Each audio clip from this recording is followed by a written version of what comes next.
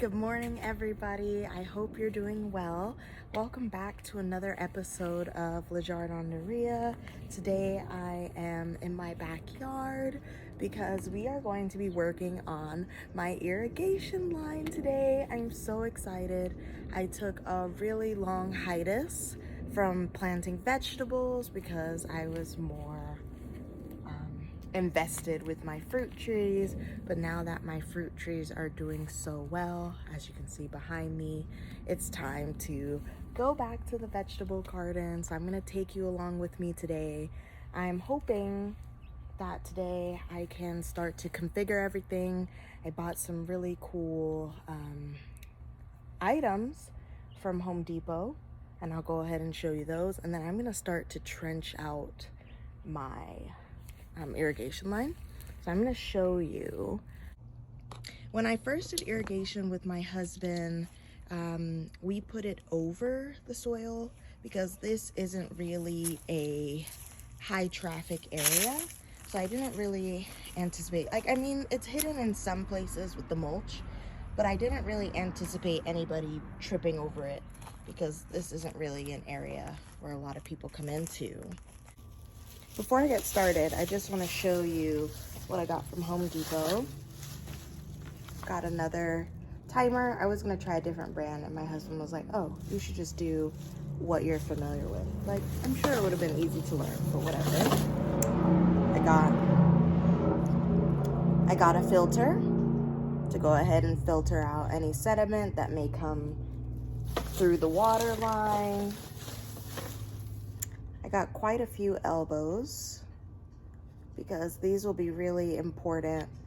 I have a lot of design work I'm doing, having to work around the backyard of the house. Got it some T-pieces. Really excited for that. My pressure regulator. Should be good. See it? Pressure regulator. And then, this is my first time using one of these. I actually got an inline control valve. So,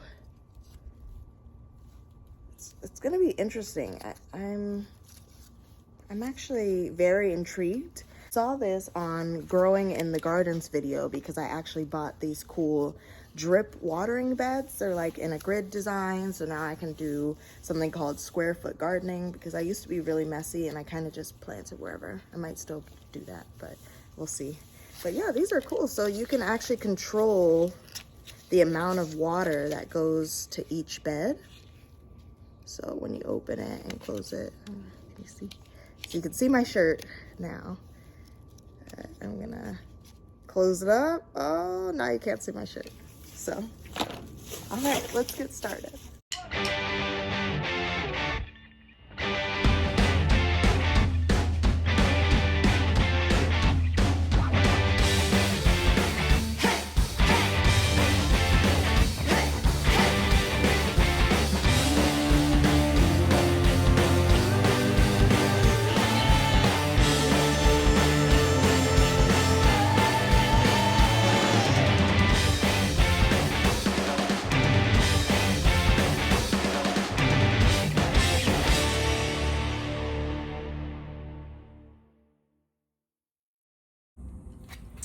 Okay, so I have no idea what I'm doing wrong.